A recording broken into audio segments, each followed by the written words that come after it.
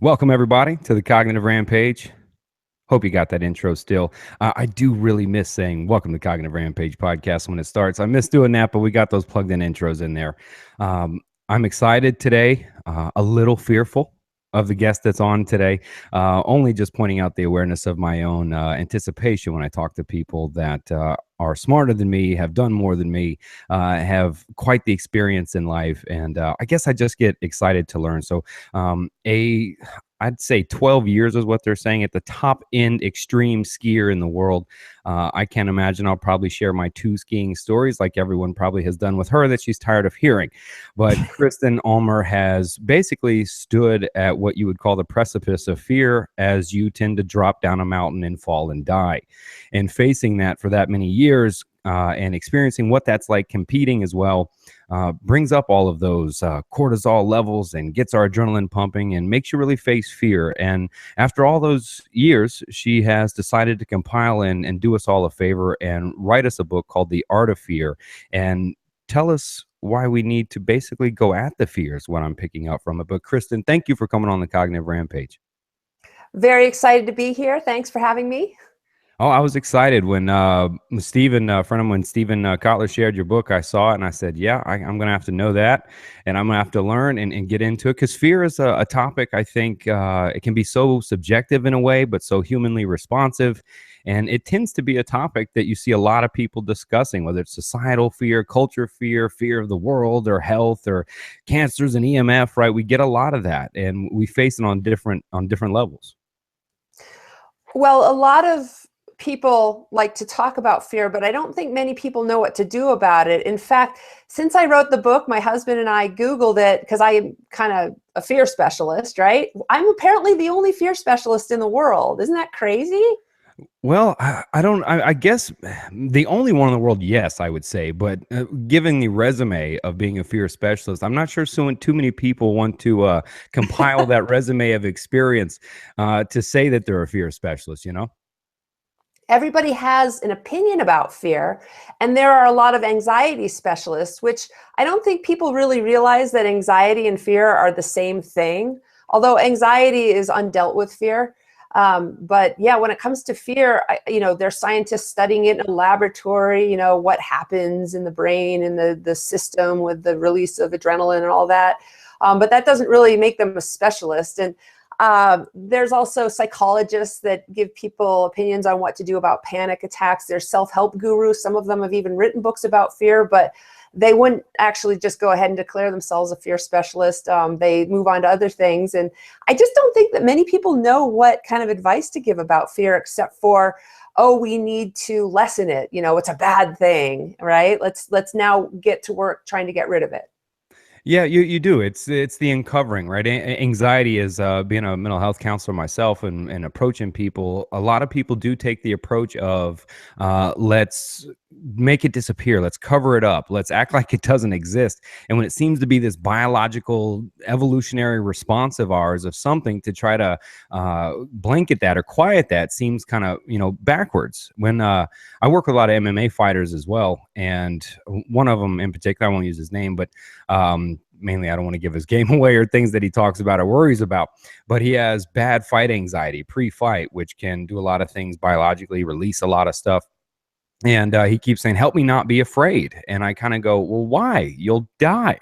You know what I mean? You can't do that. Is this kind of the angle that you were writing about? And I'd like to get more into it about, is this kind of the approach? Well, yes. First of all, of course, he's going to be afraid. He's trying to do big things with his life. Anybody that's trying to do big things with their lives is going to be afraid. But there's kind of two questions to ask ourselves when this fear or this anxiety shows up. Is this a sign of personal weakness? Or is this a sign that this is just a natural, organic part of the human experience?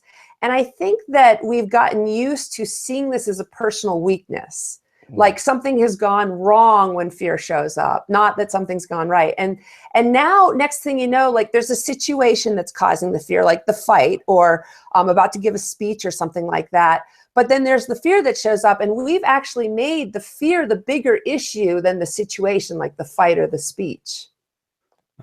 Mostly because we just think that there's something wrong with us, like it's something to be embarrassed about. And And our friends and family and coaches support this belief, like, hey, there's nothing to be afraid of, it's just in your imagination. It sends a message, I call it fear shaming, that there's something wrong with you.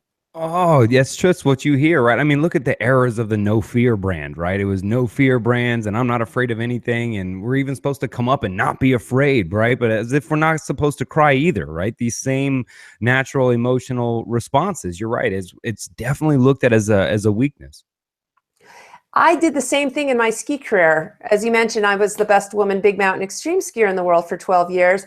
And I was dealing with a lot of fear. I mean, I wasn't just fear of like looking like a fool in the cameras, but I had the fear of death. Like sometimes every single turn I took, if I made the wrong decision, I would die. You know, I don't think people understand how dangerous these sports are. And so I took the advice of what you hear out there, which is I need to conquer, overcome fear, let it go, think positive thoughts. And I did that, and I did it so well. I think I was more famous for my ability to control and repress fear than I was even for the skiing itself. And so I looked on the outside like I was the poster child for fearlessness and what you should be doing with regard to fear. But it turns out I wasn't. And What a humble revelation to come to, right? When you're in that moment, you go, "Wait, I've been doing it wrong the whole time." I'm in my mind. Take me there, Kristen. The first time you decide to do the out of the helicopter type thing, the first time maybe when you're going up there, maybe you haven't tried. What are they, the black diamonds or something like that, or you're crazy as heck is what they should call them. But walk me through like that first time, that first go for you. the first time I jumped off a cliff, I had never jumped off a cliff before. And I picked about a 25-foot cliff and I threw a back scratcher, which I'd never done before. And I just didn't feel any fear.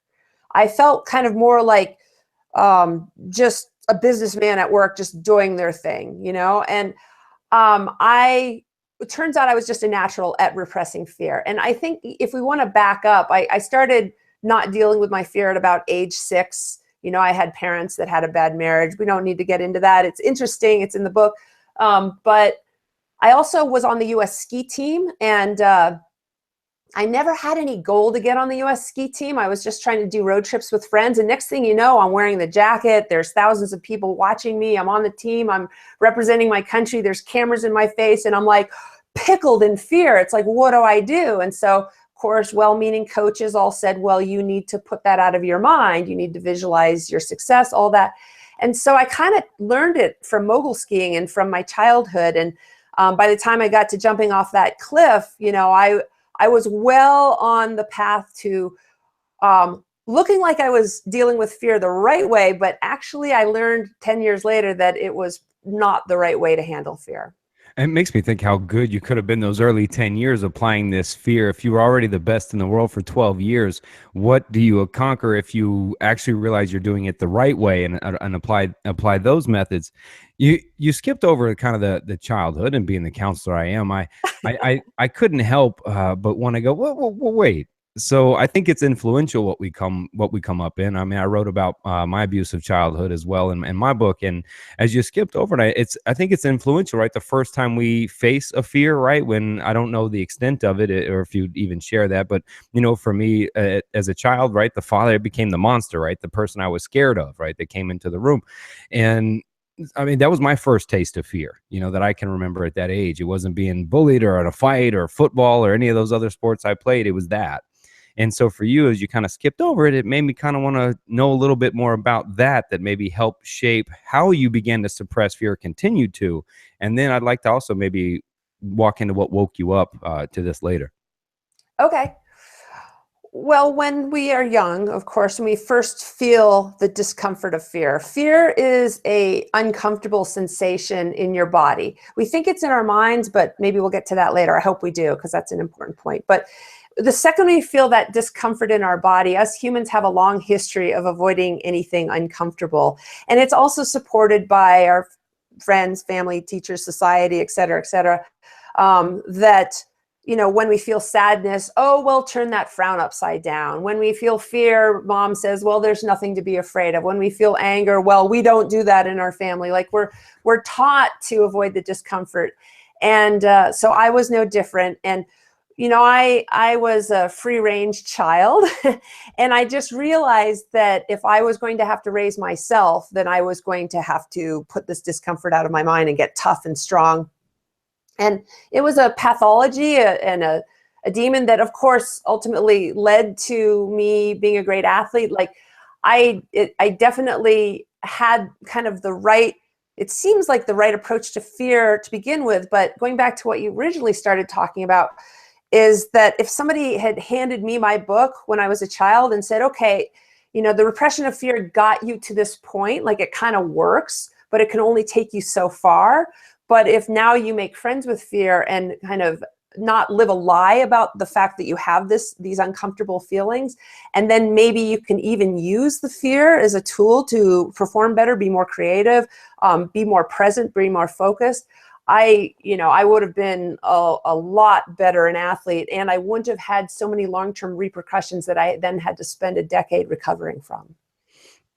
So I think when we do face that fear as young kids, whatever that influence was to you that shaped you, was like for me the football was my escape when I was younger, martial arts. But the sports were my escape. The weight room was my escape, right? To almost kind of hide the fear better, right? I could a lot of times I was called conceited around, but it was me trying to just act like I was better than I was feeling inside and what I was being around. So was skiing like that for you? Because I know you started at a really young age and didn't have much coaching really, just naturally went into it. Do you think that maybe some of that fear or what you went through was part of that ingredient to self-motivate and push yourself to excel so well? Well, I had a couple things going on during my ski career. And the one thing was that I loved feeling fear.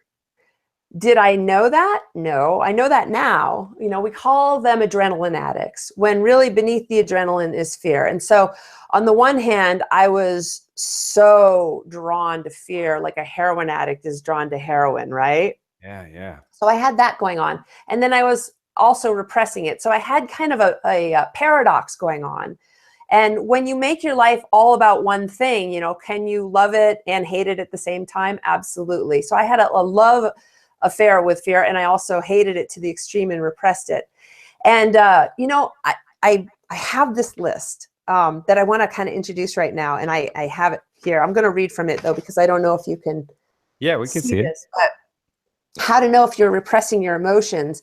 And you say that you are drawn to football. In many ways, that's you being drawn to fear. Like anytime you try to do something that is, exciting, right? There's going to be fear. Like, will I get hurt? Will I look like a hero? Will I be a fool? Will I, disappoint my whole team? Like you're going to feel fear. So you're both drawn to it, but then you are also probably repressing it. Wow, you're tripping me out. You're not even the psychologist. You're tripping me out right now. I mean, because after my football career was over, I got bad. I mean, I was drug dealer, robbing drug dealer. I was a bad man for a couple years when I was no longer the football player.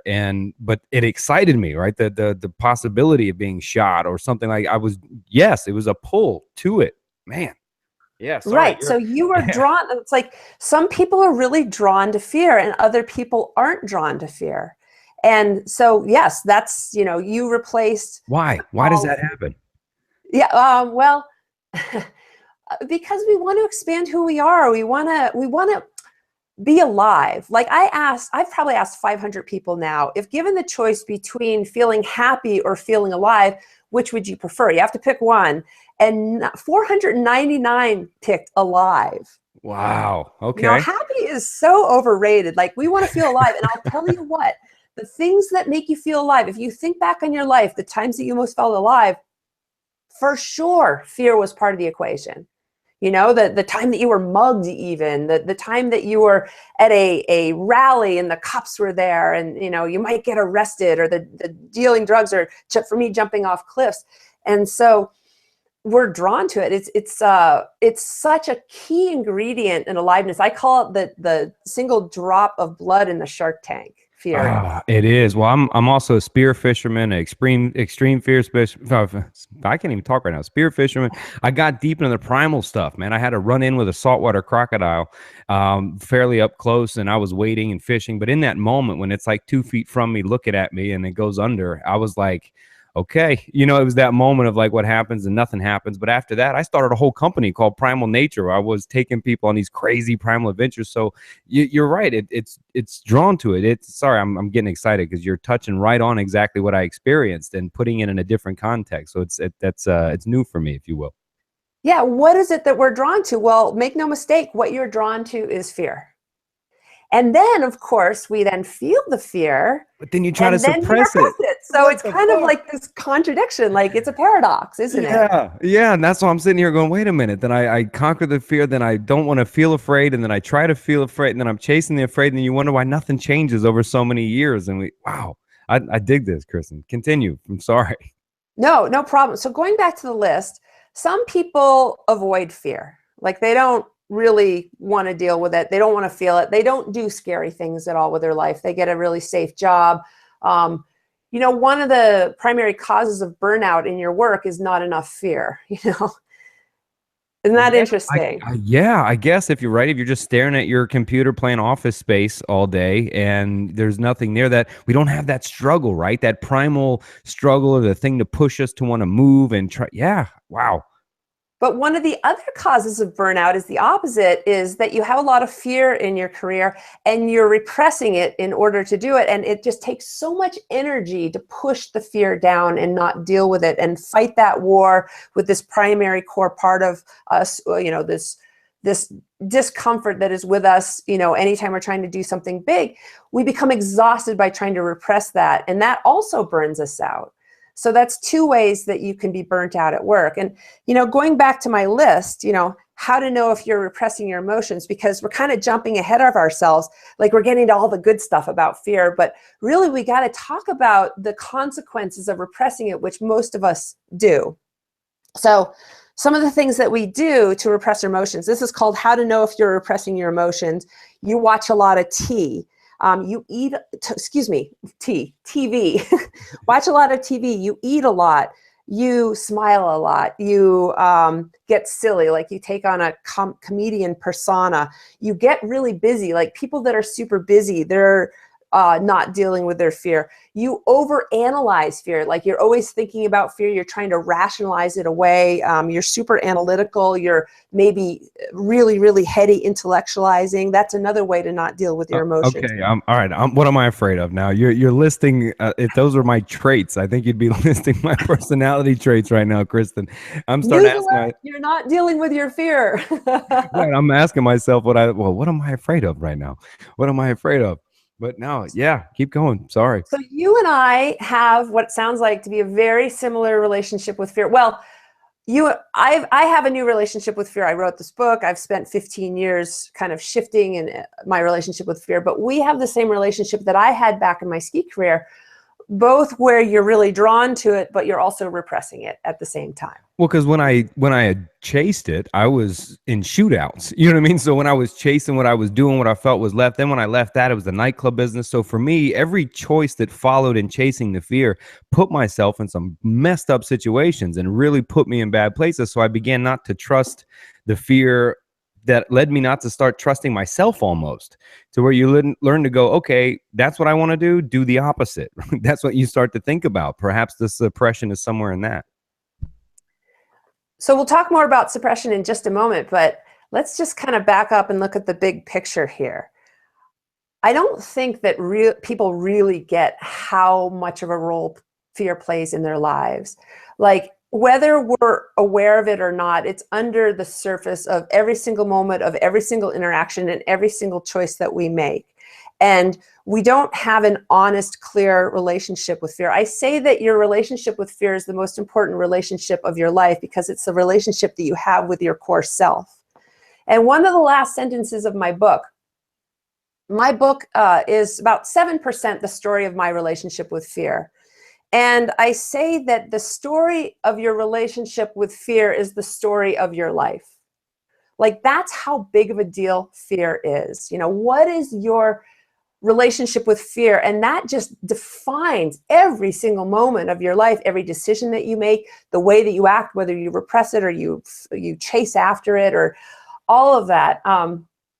And if we're repressing fear, if we're not dealing with our fear, we're not kind of really dealing with our issues. We're not dealing with our shadow. You know about shadow, of course. We're not really fully living. We're not really fully coming alive. If we're running from fear, we're running from life. If we're trying to control fear, we're trying to control life. We're trying to control, might as well try to control the sun, the moon, and the stars while you're at it, right? And your life can become all about that one thing. Like, the point is that your relationship with fear is the most important relationship of your life. So we might as well make it a conscious one.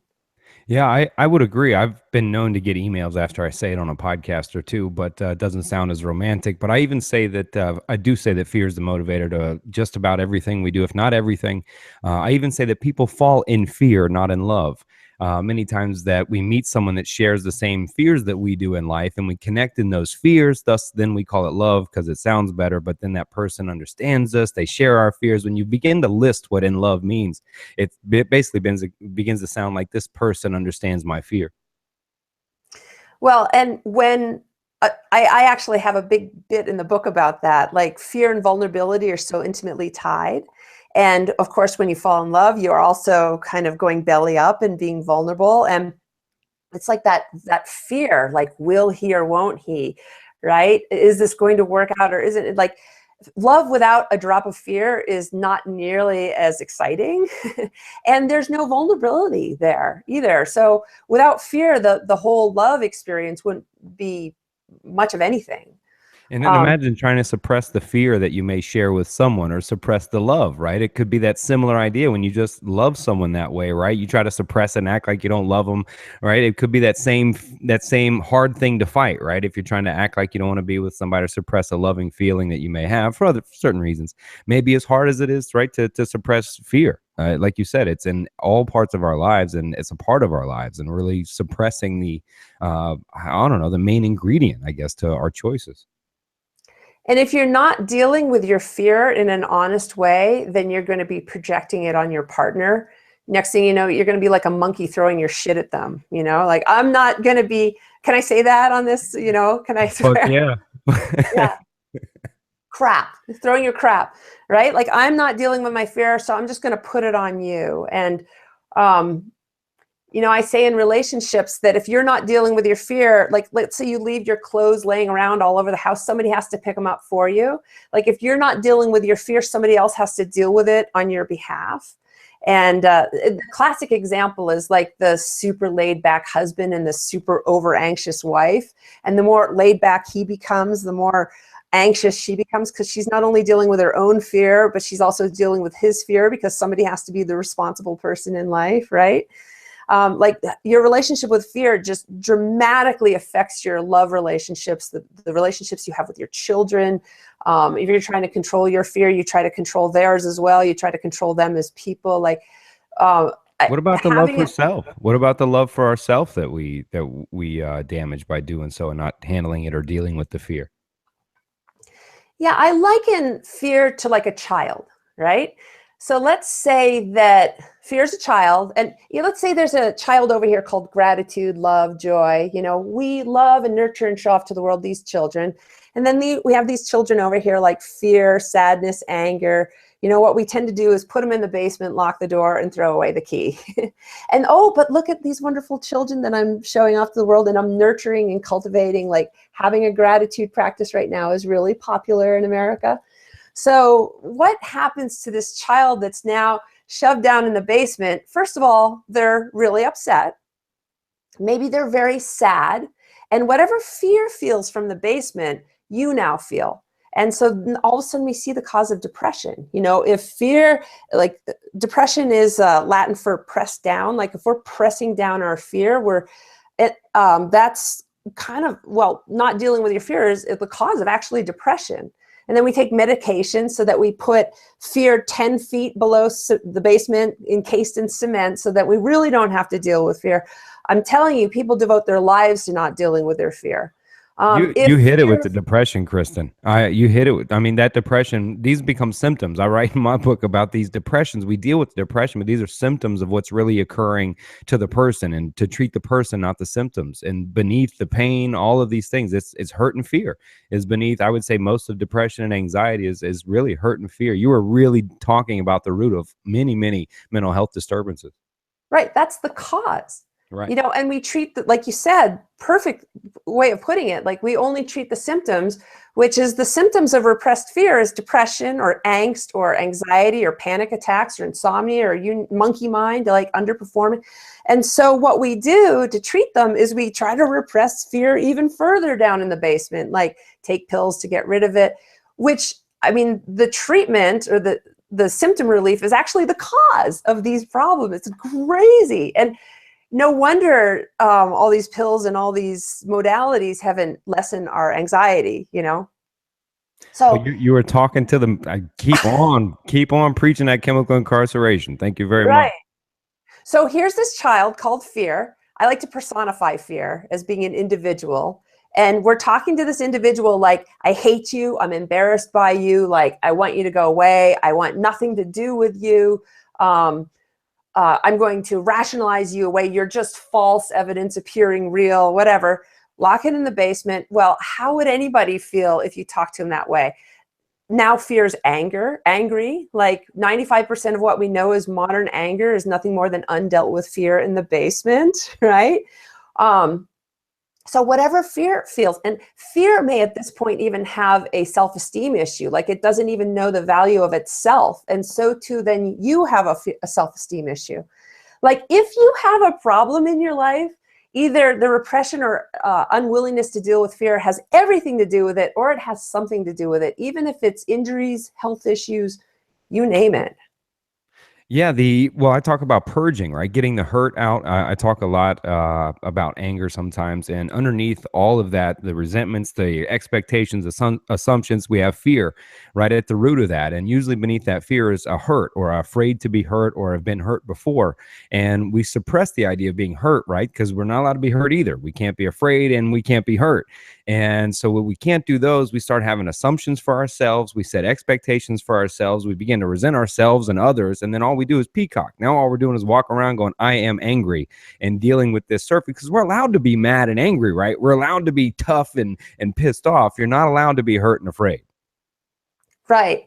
And I think of the kid that's very afraid. He's growing up, his life sucks, like his parents are not getting along. There's something wrong in his life.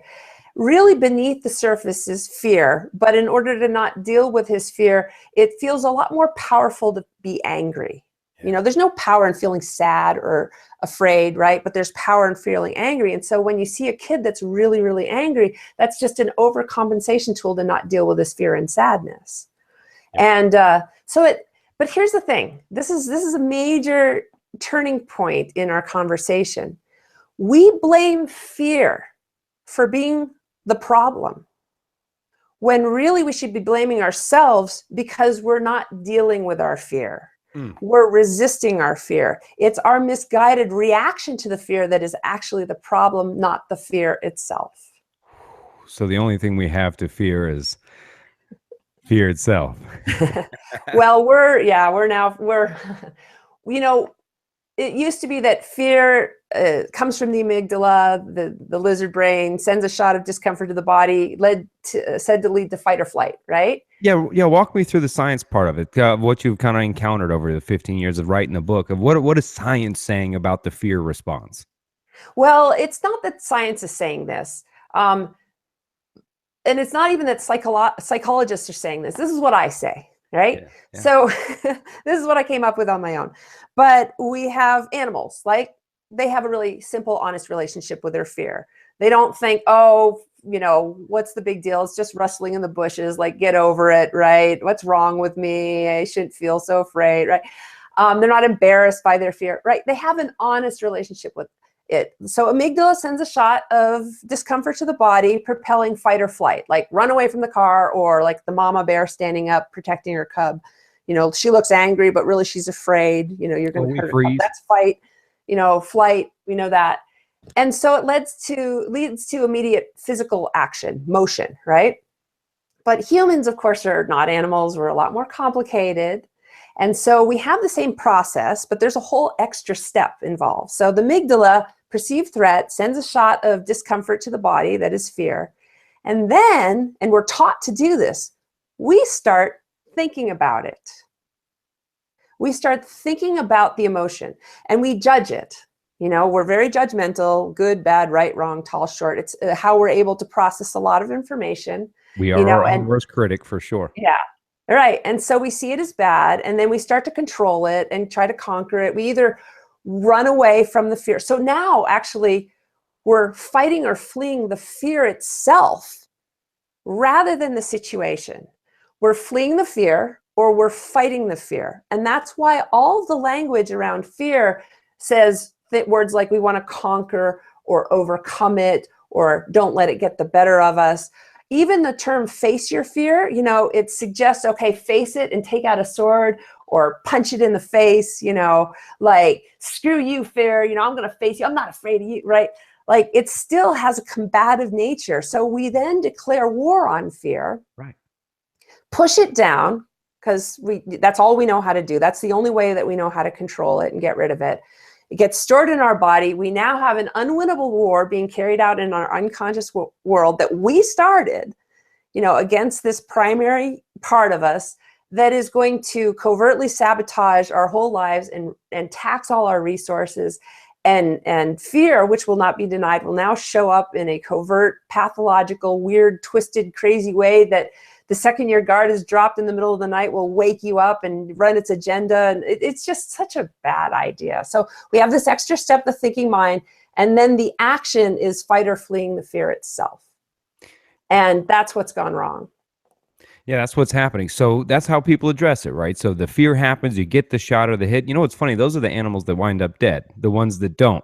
That's who's eaten first. And perhaps if we look at a general view of society and we said those that are suppressing the fear, well, they get eaten first and eaten up by the society, eaten by culture, eaten by depression, eaten by even body misfunction, right? I mean, when we're using our body and our energy spouting off whenever it wants to, when we have panic or fear, anxiety, then it's doing damage to us biologically even.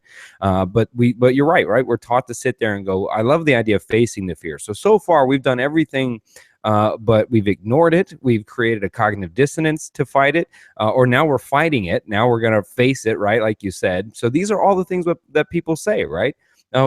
What's wrong with that? And what else do we do?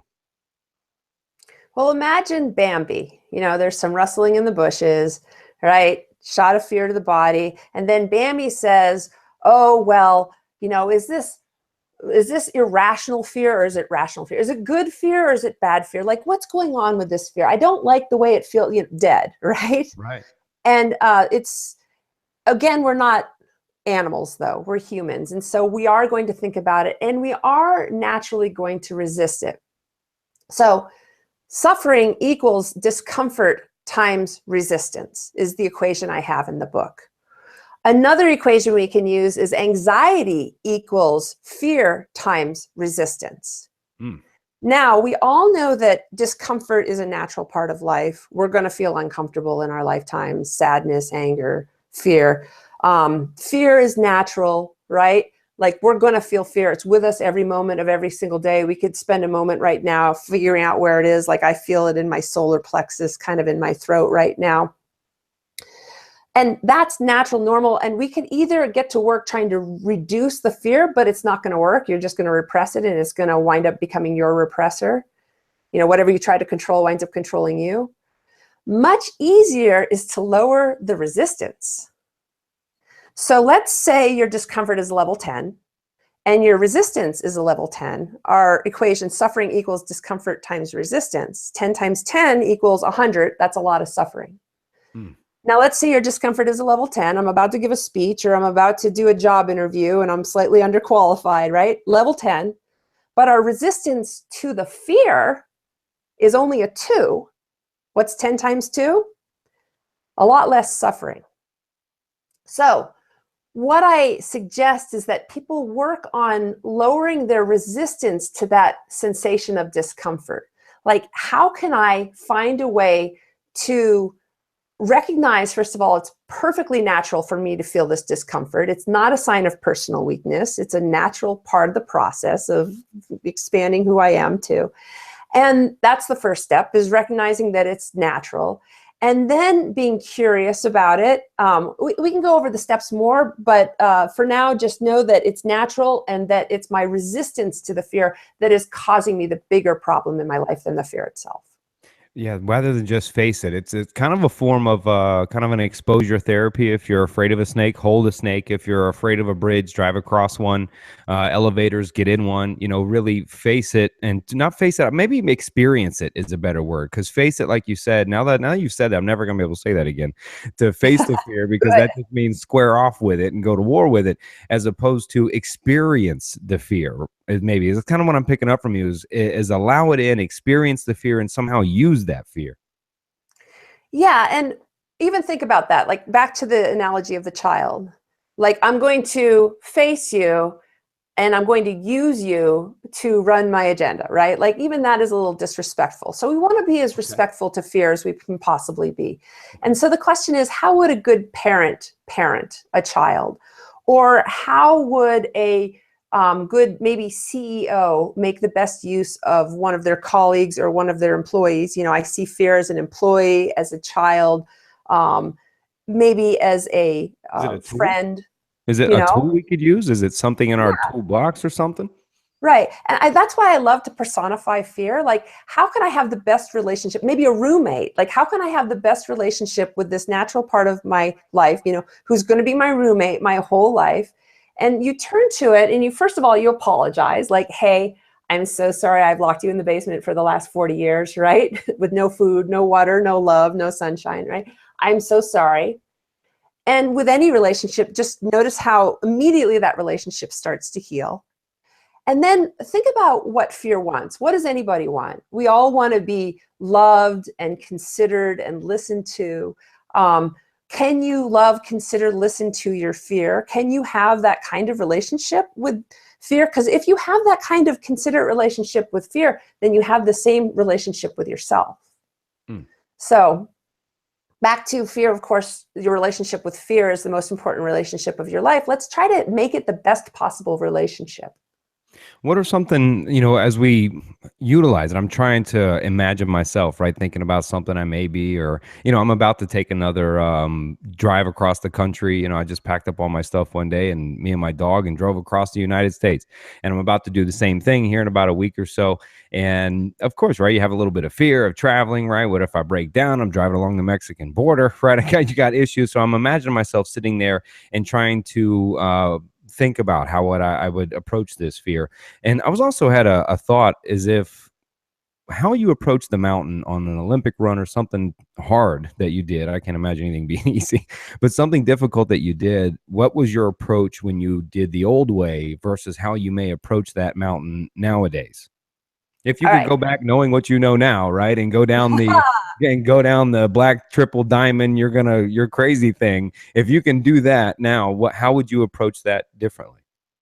Well, let's start with you and your road trip, right? Okay. So fear is here to remind you not to forget to pack anything. Like, okay, you know, I'm not going to be able to come back. I'm going to Mexico. Like, don't forget to bring your passport. Like, it's here to kind of heighten our senses and make us not forget things, right? And then once you embark on the journey, then if you listen to fear, if you heeded the message of fear, then you won't have forgotten anything. Like it's a very, very wise voice. And Hmm. really, if you are able to tap into fear, you tap into intuition, instinct, all of that. You know, if you don't have a healthy relationship with fear, you forget things, you don't tap into your intuition and instinct. And so now I'll transition to um, standing at the top of a mountain, right? And I'm about to film a movie and it's 55 degrees and it might avalanche and I'm going to jump off a cliff before and they're filming from the helicopter and it's $50, right? Like it's an intense situation. What I used to do is I would rationalize the fear away by saying, I got this. I would become really tough and stoic and rigid and just kind of monotone. Stoic is the word. And that would be a way that I would block it out. But notice now the amount of tension that I have to hold to not deal with fear. And what do we know about trees that are rigid in a heavy wind? You know, they break, right? So you're now setting yourself up for worse injury. Um, you can get away with doing that kind of thing for maybe 10 years and all of a sudden maybe you have PTSD because you've had so many near-death experiences. Maybe you're burnt out on your sport because you're so exhausted of not dealing with the fear. Some people may start to have panic attacks because they're not dealing with the fear. depression, a lot of anxiety. Again, eventually gets to the point where you can't handle this anymore, right? For me, I started to hate my sport. I had injuries that wouldn't heal. That's just a bad route, and it makes you a rigid person. Instead, what I would do today is I would stand up there and I would notice that I feel discomfort in my body, and I'd close my eyes and I'd spend a moment identifying where it is. Like, okay, it's in my chest. And then I would say, oh, well, it's perfectly natural. Of course, I'm feeling afraid. This is a very scary situation. And I would just, I mean, that's a huge realization. Like, of course, I'm supposed to be feeling this fear. It's not a personal flaw. And spend 15 seconds feeling that. And then I would notice if it's in excess, like I've done this a million times. If it seems excessive, that means that I haven't been dealing with my fear and in an honest way. And so I would spend a moment just noticing, like, oh, sorry, fear, I've been repressing you. Let me make it up to you. And then I would allow myself to feel it. And that's the third step. So the first step is acknowledge it's natural. Second step is get to know your relationship with that fear. And is it the healthiest relationship possible? The third thing, and I know I've been talking for a while, but this is such an important point. So thinking about fear is not honoring fear. Then you're just in your head, right? Feeling fear is what we're going for. And so next thing you know, I'm feeling my fear. It's in my chest, and I'm not feeling it as a way to get rid of it. I'm just honoring it by allowing it its rightful place in my life. And what happens is that process organically takes me into my body. And then when I become intimate with the fear, because if you're feeling your girlfriend, right? Like that's kind of the precursor to an intimate relationship with your girlfriend. Like if I'm having that kind of physically embodied experience with fear, it naturally leads to intimacy. And next thing you know, I come alive with that fear. It's like the percolation of fear. It's like next thing you know, I'm more sharp, I'm more focused, I'm totally in the present moment. I am, Kristen plus fear equals super Kristen, right? Yeah. And then I push off, and fear is kind of the thing that's making me more powerful, more wise, and just really crystal clear on it's like the creativity that comes from that too, and it's so powerful. And I facilitate people doing a dance with fear down the mountain, and I swear to God, their skiing improves by about 40% in an instant, in a shift in that intimacy with fear relationship, doing a dance with it. It's magical. Wow, that is a hell of a cognitive rampage right there, Kristen. That's what we call that. The idea is to talk you into right to that rampage. That was beautiful. I could see the mountain and the difference, and we really do. I gave a speech with ESPN and some NFL football players. We're doing this competing. And I talked about the power of the belief and when you accept certain ideas. But I told a story that got famous for a while about a woman that was caught on video in a couple pictures lifting up the quarter front end of her Volkswagen Beetle to pull her 6-year-old to safety. And I talk about the amazing things that we can do biologically when there was no thought. And I said, do you think for a moment the mom said, can I lift this up? She just lifted that up. And in that moment where you see it, we do become that superhero that you spoke about. When we zap into the fear, when you utilize it, when you apply it and use that part of being human, it's why Bambi gets away from the sneaky, cheetah or lion or the lion that's trying to get it. It gets away more times than it gets caught, and so unless fear sneaks up on it, right? Other than that, a lot of the times it wins, and it's utilizing, like you said, all of its capabilities. And I think, you're in the flow state too with Stephen Kotler and these guys, and Jamie Wheel, how they're learning more that our brain tends to shut off when we go into that flow state or that fight or flight mode. I'm a freestylist myself. I love to freestyle poetry. I love to do it all the time. And I'll just go for hours sometimes and my brain shuts off. And I always feel the fear in the beginning when I start, the heart starts racing, you feel the adrenaline, like, oh, and then you catch that wave, you get on that wave and you ride the fear almost. Right. And when you heard me describe what it was like to be intimate with fear, it's like all of a sudden I really couldn't describe it. It's really beyond our rational ability Just to like we say understand. about love, just like we Right. say about love. We sit there, we have the same face. We're going, and she's so, and it's, I don't know. They're just, right. We describe love the same way. We get lost in it and there's no words, which is again why I think we fall in fear, not love. Right. And, extreme sports are notorious for taking people into the zone. And we think that we get there despite the fear. No, we get there because of the fear. Wow. We Well, that's don't what you do hear the commentators, right? Oh, Kristen has no fear. She is just going over that third ramp. She took that last jump like, man, that was just professional. I'm sorry, I'm doing the weird radio guy announcer voice, but no one really talks like that in life, right? Imagine if you met me. I was like, hi, Kristen, how are you? You're making a great day today. But they even say it, right? The announcers, right? They even go, oh, they just are fearless. They're just jumping down the mountain, right? Fearless. And you're the X game leader, basically, person for 12 years going, no, gentlemen, that's not what we're doing. Right. And it's totally disrespectful to fear.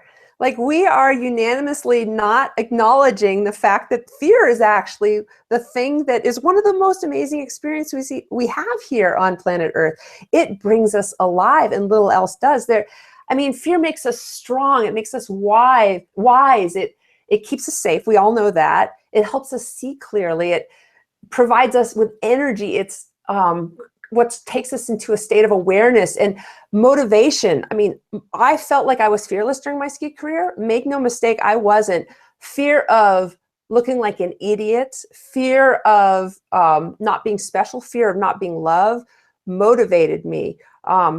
It's the fear is, I mentioned about vulnerability. Vulnerability is kind of the core of the beauty of what it means to be a human being. And, fear and vulnerability are so intimately tied. If you're unwilling to feel fear, you're never willing to feel vulnerable. And you miss the whole point of being a human being, which is to allow ourselves this vulnerability, especially with another person. And if you have, let's look at fear of failure, right? People say, oh, fear of failure holds me back. But for other people, like for me, for Bill Gates, probably for you, fear of failure actually motivates you. It gets me off the couch. I don't want to fail. I'm going to work twice as hard so that I don't fail, right? What's the difference? The difference is the way that we react to fear. If we're willing to bring fear into the creative process and we're willing to kind of merge with our fear of failure, it motivates us. But if we're trying to ignore it or avoid it and lock it in the basement, and I don't want to have anything to do with this, right? It then kind of holds us back. So the person that's sitting on the couch not doing anything with their life, they're avoiding fear. That's all they're doing. They're not using the fear to help them come alive and get off the couch and do great things. Yeah, fear. I was having a thought when we were talking about all the things that fear does, how it motivates us, and brings us together. I couldn't help but think about September 11th. Actually, went through my head and what we did as a country, how we all pulled together. It was this, and because of fear. And in the same token, I also think about how much fear propaganda is pushed to us to keep us afraid, to keep us divided, to keep us not paying attention as a society as a whole, maybe even as a globe. In that double-edged sword about it, right? When the fear attacks us in our backyard or in any way in your life, in your community, your family, it tends to bring a community together a lot of the times. But sometimes it also seems like that double-edged sword. That's what was going through my mind is but it's the way it's used. I could almost hear you ringing in my head going, no, it's the way the fear is used. The separation, the way fear is used to keep us quiet, divided, and on the couch, or when fear happens to us and we come together as a community. It's the same thing with all the emotions, the negative emotions. Let's take sadness, for example. Like, think of a pianist. I heard a story about a woman pianist whose mother died 10 minutes before a performance. And the assistant found out, and the assistant had to decide, do I tell the woman before or after her performance? Well, in the creative arts, we know that the emotions are a most important part of the creative process. So the assistant told the woman 10 minutes before she was going to perform. How do you think she performed? Best ever. Right. And nobody in the audience knew that the woman's mother had just died, but there wasn't a dry eye in the audience. They were so moved by her performance that was birthed from sadness, like super creative. Like, sadness is the birthplace of human compassion and caring. So I'm a PR director for sadness too. Anger. There'd still be slavery if it weren't for anger. Like anger rights wrongs. It's supposed to ramp us up to like not put up with something that is just wrong about in our lives. Of course, the only version of anger we know is, people getting punched and road rage and Right. people getting thrown out of the window. Well, that's undealt with fear from the basement. But anger in its honest kind of creative form rights wrongs. It's same with fear. Like we don't then become fearless. We use the fear to help us come alive and be more focused and like allow fear the freedom to have its rightful place in your life. And then all of a sudden you feel free and you're just so motivated to affect change, all of that. I don't think that ISIS or people that are trying to impose terror on America or the West really get that. Yes, they're trying to control us with fear, but the people that have an honest, healthy relationship with fear, it's only going to make them come alive. But the people that have a repressive, dishonest relationship with fear, it's going to cripple them and hold them back. I love the approach. I love it. I love the approach, and coming from somebody that's experienced everything you have, I think you stand at the top of the mountain to be able to talk about what fear is and how it can help us and change us. I love the approach because it's not confrontational, and a passive aggressive way to fight fear, like is how we started, is walking through the dialogue of it, doing some reframing, some mindfulness practice, right? But we're not then utilizing our full self. We're that 60% person who's not using all of our senses to be able to make choices and move. Because, man, when you put a human in a survival situation, we're amazing little cockroaches, man. We survive. We find, we find a way. We really do that. And I love to say that uncomfortable is where the change is, and you have to put yourself. You can create those experiences by making yourself uncomfortable daily, by making choices that put you in those situations that get you to face those fears.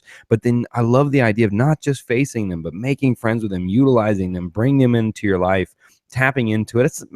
This is beautiful. I'm going to share your book with all my MMA guys, the real idea, because I want to tell these MMA guys that think they're tough. I'm like, why don't you go on top of that triple black diamond and jump out of a helicopter, and you tell me if there's no fear there.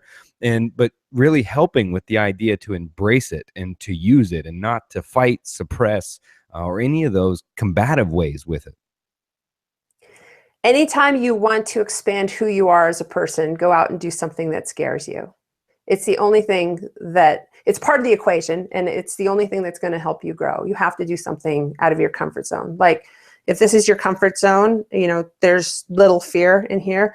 Every time you step out of your comfort zone, there's going to be fear. You have to take a risk, but then you do it enough, connect the dots. This is your new comfort zone. Next thing you know, you've expanded who you are. And I kind of want this to be a tipping point too in our conversation, where we're talking about how repressing fear is bad. It's what almost everybody teaches, some form of it. I'm the only one that goes as far down the rabbit hole as like you want to honor fear. Some people say you need to accept it, but that's, that reeks of it is what it is and there's nothing I can do about it. It's not right. Like I go all the way with like, you need to honor it. And I want to kind of give you, the audience, everybody out there, some practical tips on how to do that. Because if you've been repressing fear your whole life, you're very invested in that experience, and you probably don't even know how to get out of that unconscious habitual pattern. Talk to me about your relationship with fear. Like, talk to me like I'm your fear. And maybe everybody that's listening can do this. Like, how do you speak to fear? Like, I like to personify fear. I'm your fear. So talk to me in terms of you, not it, but like, you suck. I both like you, but I hate you. Like, talk to me right now. I tend to be a lot in my head, actually. This is a fun experiment for myself. If I was talking my fear, which I do a lot, I'm your fear. Yeah. Well, good to Talk see to you me. again, and I'm still scared to death of you.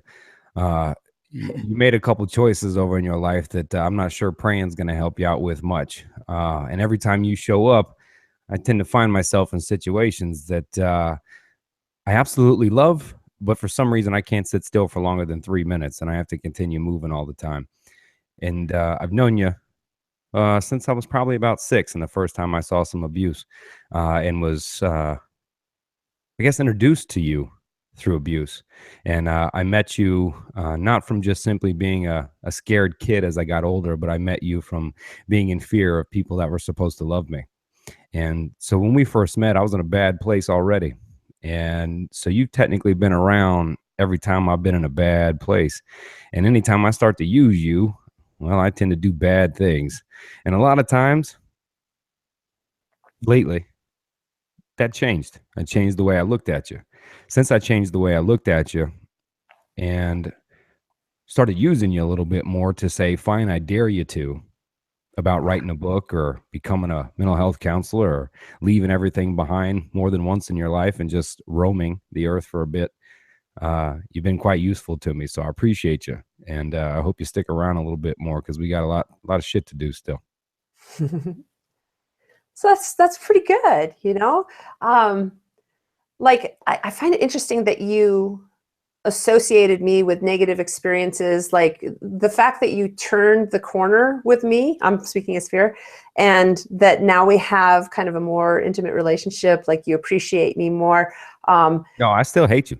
No, I still hate you because some of the anxiety and shit I've been feeling like the last 6 months, I'm through the tunnel, if you will. I'm out of the woods, but it was difficult to face you, to be honest. So I still think about you from time to time when my heart races and I start sweating and I get a little dizzy sometimes.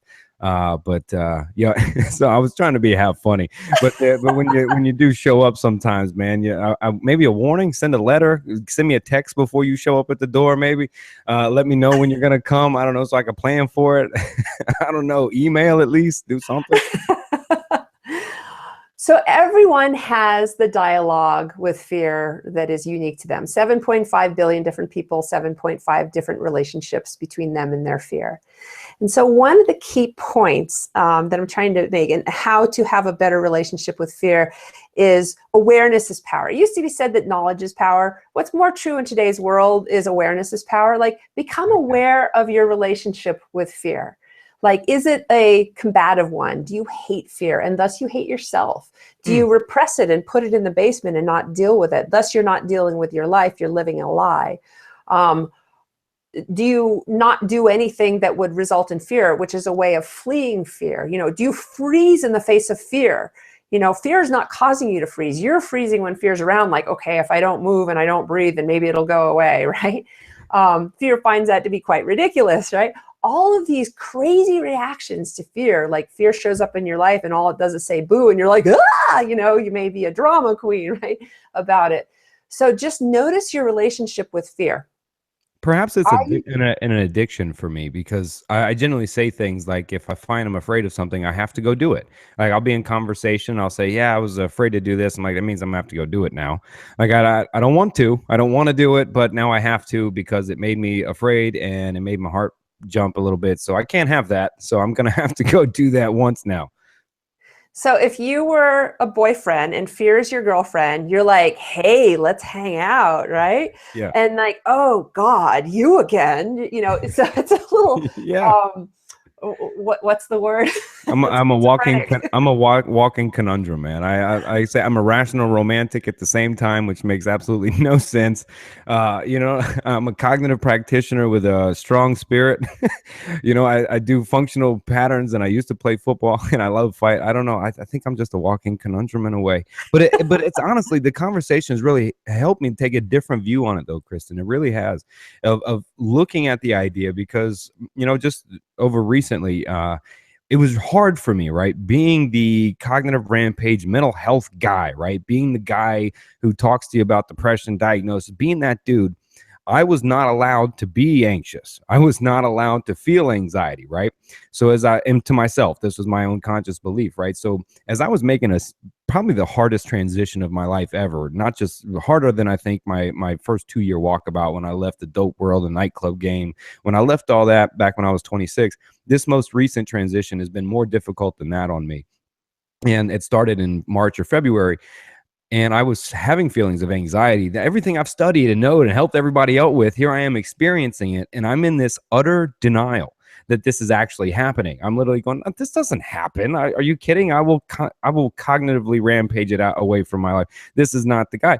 And so until I really pulled the awareness, like you said, made it a thing, not who I was, but made it something that I was experiencing, faced it, if you will, but then allowed it to flow through me. I kind of found myself coming out of the woods. Purging is what I called it. When I cry, when I felt like it, I would do something, just allow those emotions to flow through me. And I found myself coming out of the woods, and I have been over the last month or two, and it's great. But the conversation here, I think about those fearful moments when there was a serious contemplation of going to the hospital, again, of going, is this a heart attack, right? Am I dying? Of those real impending doom thoughts, and how I approaching it the way every psychologist and cognitive guy would tell you, which is reframing the moment, being mindful. But I'm making it worse because I'm now being mindful of how shitty it is in the moment. And I'm going, well, this is shitty, instead of trying to combat it and embrace it and bring it to me and walk through it almost in a purge way, but allowing it. And that conversation with you, Kristen, is making me take that different look at it, but possibly wishing, man, where was your book when I 6 months ago when I want to run into this idea? But I love that approach, and gives me a different look on looking at fear altogether.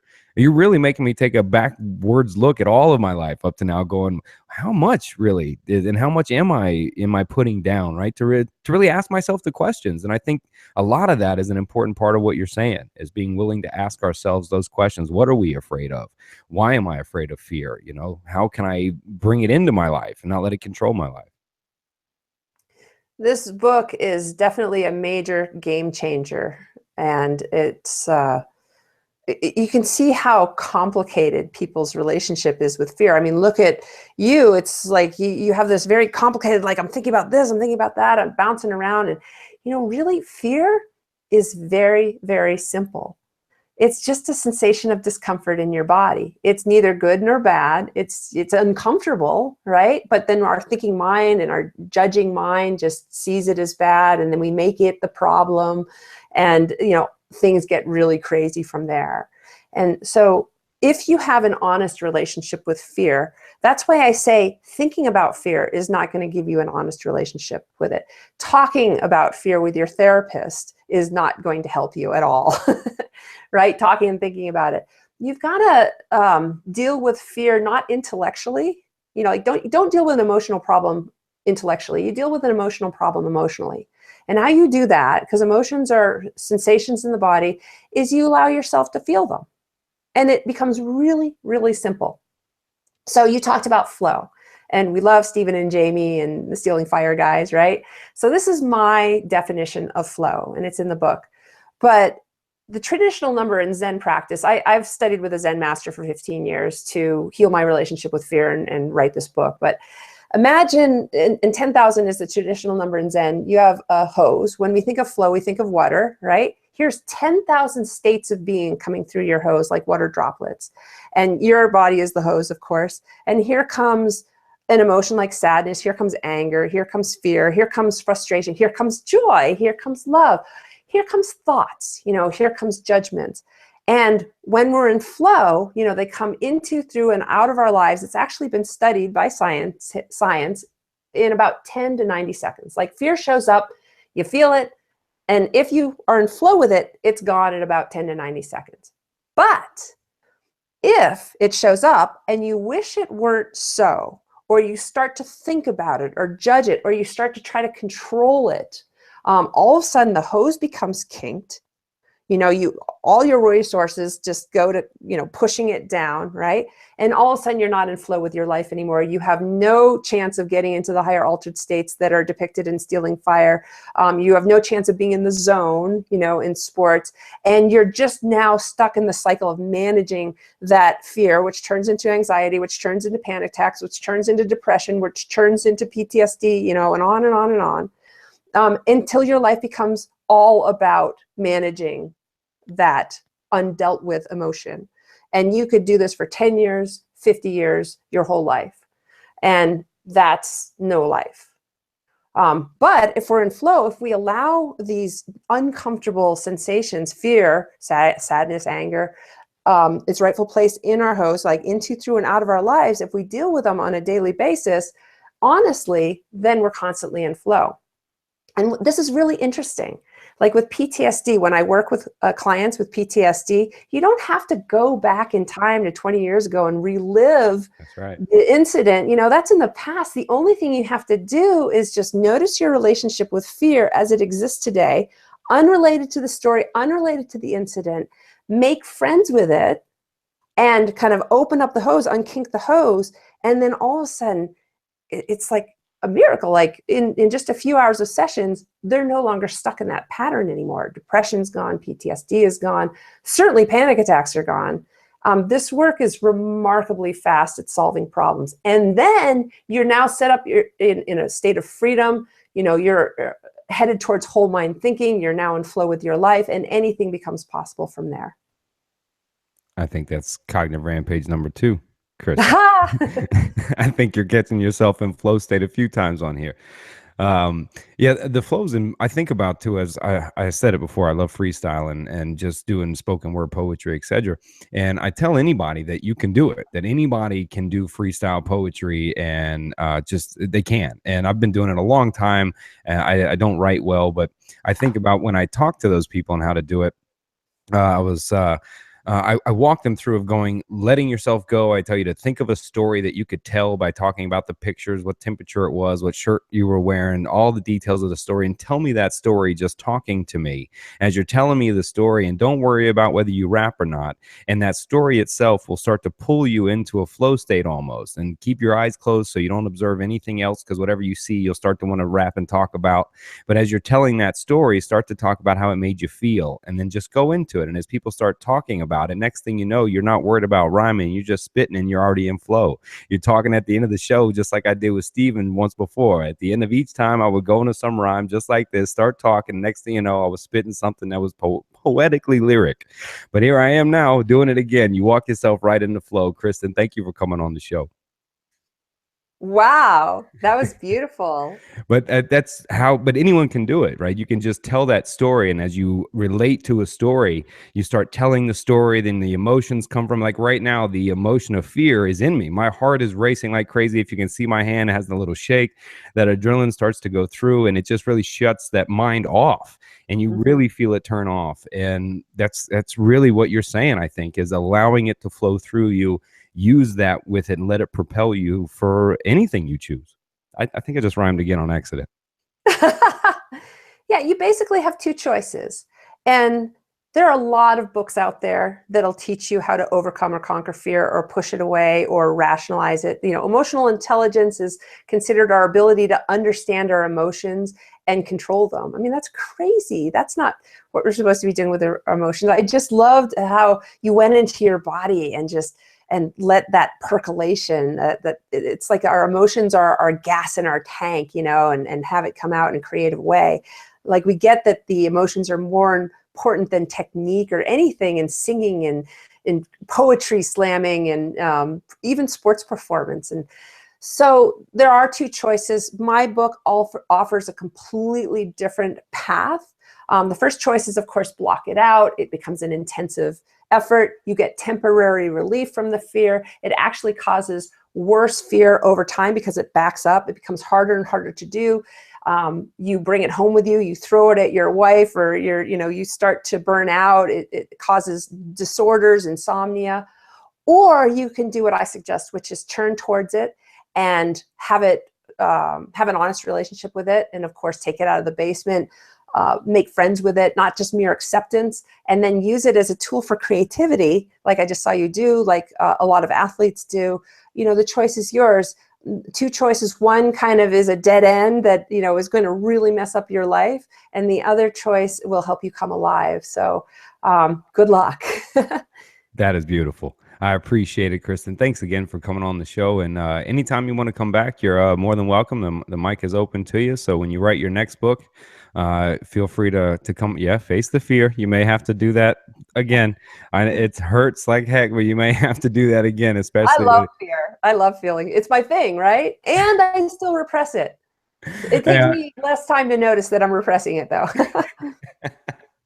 Oh, well, thanks again. I thank you for sharing the tips and the knowledge and your experience with everybody. That's what this show's all about, is about learning from other people's experience, gaining their competence and downloading that and letting it flow through us and applying that and sharing it with other people. So I hope everybody listening shares Kristen's book, buy her book. It's on Amazon right now. Or you can also check out our website where you can get it. It's just her name, KristenUlmer.com.